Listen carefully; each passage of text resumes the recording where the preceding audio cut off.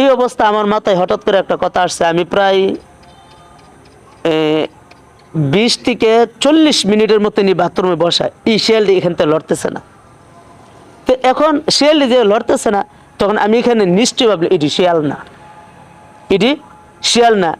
শিয়ালের রূপ ধরা, শিয়ালের আকৃতি নিয়ে এখানে বসছে, এটি জিন জাতি হবে। আমি আপনাদের দোয়ায় দীর্ঘ 16-17 বছর আমি মসজিদে ইমামতি করছি। তো ইমামতি করাকালীন আমি যতটা মসজিদে ইমামতি করছি, আপনাদের দোয়ায় আল্লাহ তাআলা আমাকে এমন মসজিদে ইমামতি করাইছেন যে মসজিদে জঙ্গলের ভিতরে। জঙ্গল বলতে আমি এটাই বুঝাইতে চাইতেছি, গ্রাম অঞ্চলের মধ্যে বাঁশের জার গাছবৃ আছে না, এর মাঝখানে মসজিদ থাকে, গ্রাম থাকে না, তো এরকম মসজিদের মধ্যে আমি ইমামতি করছি। আমি ইমামতি করার অবস্থায়, যাওয়া অবস্থায় এলাকার মানুষ আমাকে বারবার বারণ করছে যে হুজুর আপনি আমাদের এই মসজিদে একা থাকবেন না। তখন আমি জিজ্ঞাসা করলাম, ভাই কেন একা থাকবো না কেন? আমাদের এই মসজিদে মানে আলগা জিনিসের আসর আছে। আমি কি আলগা জিনিস বলতে জিনের আসর? জি হুজুর। আমি কি একা থাকলে কি হবে? পরে বলে না হুজুর, একা থাকলে আপনার ক্ষতি হইতে পারে। তাই আমি কইছি এটার একটা সাপোজ উদাহরণ দেন, কিরকম ক্ষতি হইতে পারে। আপনার আগে আমাদের মসজিদে যে ইমাম সাহেব ছিল, এই ইমাম সাহেব দীর্ঘ 21 বছর আমাদের মসজিদে ইমামতি করছে। এই 21 বছর ইমামতি করা অবস্থায় উনি শুধু এই মসজিদে 2 বার থাকছে, তাও আবার উনার মাদ্রাসার 5 জন ছাত্র নিয়ে থাকছে, একা থাকে নাই। ঘটনাক্রমে মাদ্রাসা একদিন বন্ধ, যে কোনো একটা পরিস্থিতির কারণে হুজুরে একদিন একা মসজিদে ছিল। একা মসজিদে থাকা অবস্থায় হুজুরে রাত্রে, গভীর রাত্রে ঘুমে রইছে। ঘুমে থাকা অবস্থায় হুজুরে টাইনা হেসরে এক মাত্রার থেকে রুম থেকে হেসরিতে টাইনা বাইর করতে করতে করতে মসজিদের আরেক কোণায় নিয়ে উনারা ফালাইতে রাখছে। এরকম ঘটনা যখন আমাদের মসজিদে ঘটছে, তখন ইমাম সাহেব আর কখনো আমাদের এই মসজিদে 5 জন ছাত্র নিয়ে যে 2 দিন থাকছিল, এরপর আর থাকে নাই। আমাদের এখানে আলগা আসর আছে। আমি বলছি হ্যাঁ, এটা অবশ্যই স্বাভাবিক থাকতে পারে, যেহেতু আপনাদের এই মসজিদটা হাওয়ারের সাইডে, চতুর্দিক দিয়ে বিল, আর এই মসজিদটি হলো বিলের সাইডে। তো এই অবস্থায় আমার তারা বারণ করছে। আমি কইছি তাওয়াক্কালতু আলাল্লাহ, আল্লাহ তাআলা যদি কাউরে ক্ষতি করতে না চাই, যত বড় জিন হোক, যত বড় মানুষ শয়তান হোক, যত বড় জিন শয়তান হোক, আল্লাহ কেউকে ক্ষতি করতে পারবেন যদি আল্লাহ না চায়। এই ভরসা নিয়ে আমি মসজিদে ইমামতি করতেছি। আল্লাহর মতে আমার প্রতি এই জিনের কোনো আসর, উগ্র ব্যবহার এরকম আমার মধ্যে হয় নাই। এই মসজিদ থেকে যখন দ্বিতীয় আরেকটা মসজিদে গেছি, ওই মসজিদটা হইল জঙ্গলের ভিতর, বলতে ওই বাঁশের জার বা গাছবেরি বাগান এখানের ভিতরে। এখানে এই গ্রামের মানুষ আসরের পরে যার যার বাড়িতে জায়গায় এলাকার একটু নিরবিলি ভয় পা, আর ওইখানে শিয়ালের আনাগোনা অনেক বেশি। তো এখানে শিয়ালের আনাগোনা বেশি থাকাতে মানে এশার নামাজ যারা পড়তো আসতো, তারা অনেকেই মানে ভয়ে আসতো না, আবার অনেকেই আসতো। তো নামাজের পরে আমিও আর রুম থেকে বের হতাম না।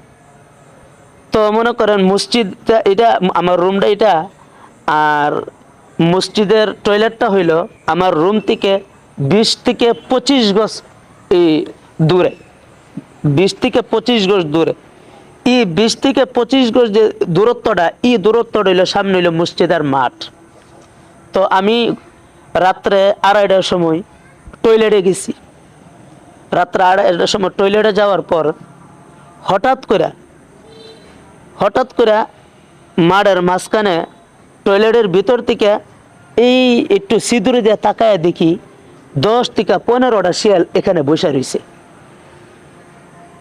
এখন জি হঠাৎ আমি তো রুম থেকে বাইরে গেছি, কিচ্ছু নাই। তখন আমি টয়লেটে গেছি, দেখি এখানে শব্দ হইতেছে, আরে কি শব্দ? পরে তাকায় দেখলাম শিয়াল। এই টয়লেটের ভিতরে থাকা অবস্থায় আমার মানে কলজা এরকম অবস্থা হয়েছে, মানে কলজার পানি শুকাই গেছে ভয়ে। এখন আমি বের হব কিভাবে? এখন তো টয়লেটের ভিতরে তো নাই কোনো লাঠি, নাই কোনো মানে অস্ত্র, কোনো কিছু নাই। যে ই শিয়ালটিরা তাড়া করব বা এটিরে খেদাবো এখান থেকে, এরকম অস্ত্র আমার কাছে নাই। তো এই অবস্থায় আমি ভিতরেই আমার জরুরত শেষ করে আমি ভিতরে বসে আছি। এই শিয়াল এত 10-15 শিয়াল এটার সামনে আমি কিভাবে যাব? তো এখন চিন্তা করতেছি কি করতে পারি। তো দেখবেন যে কোনো জায়গার মধ্যে হঠাৎ করে যখন কোনো একটা বিকট শব্দ হয় সবাই কিন্তু ভয় পায়। তখন আমি কি করছি, এখন আমি তো সারা রাত টয়লেটে কাটাতে দিলে চলবে না, এখন তো আমার যাওয়ার একটা উপায় বের করতে হবে। তো বদনাটা হাতে নিয়ে, যে টয়লেটটা ছিল এই টয়লেটের দরজা ছিল টিনের, অনেক জোরে যখন একটা বাড়ি মারছি তখন 5-6টা শিয়াল দূরে গেছে গা, আর 7-8টা শিয়াল এখন স্থির হয়ে বয়ে রয়েছে। বসার পরে আমি টয়লেটের দরজা খুললে দেখি এই শিয়ালগুলো কি এখানে আছে কি নাই। পরে খুললে দেখি 5-6টা সরে গেছে আর 7-8টার মতন বসে রয়েছে।